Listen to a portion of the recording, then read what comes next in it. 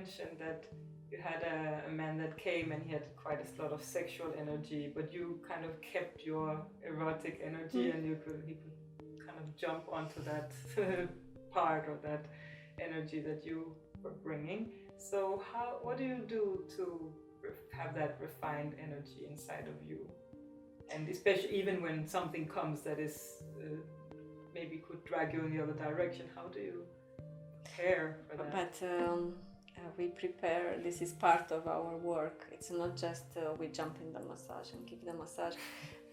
Tantric life, it implies to practice a lot with yourself, to purify the energies, to elevate the vibration of your being through different exercises. We use yoga and meditation, and also we bring this, somehow these energies which are more refined, we bring them in our daily life, in all different activities, in our lovemaking with our beloved.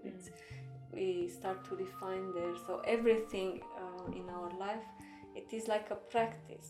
It's not like you just go and give the massage and then you are prepared to stay centered and to stay uncorrupted, so to say, on that position of pure Eros. But it's also about awakening a certain inner quality.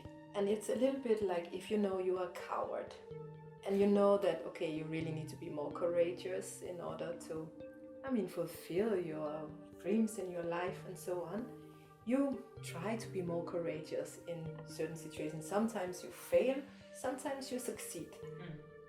But then one day when you have tried and trained for a long time, you know, okay, now I'm afraid, but I need to be courageous. And you know that feeling of how it is to be courageous. And it's somehow the same with knowing how to be erotic. When you train and you see, okay, now again I fell into the other way of getting attached and jealous and so on. But you tasted the other thing, which is much better taste, to be honest. And then you want that more than the sticky, the disgusting feeling that you have.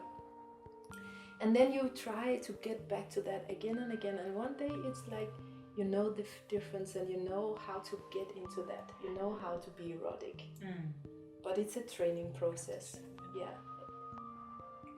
So I have a question about, for who's watching and they're maybe curious, how can I know if something is erotic or sexual, or how can I, maybe experiences I already had or now going into new experiences, how can I be aware of it from, if you're just watching this and don't have any experience or practice like you're mentioning?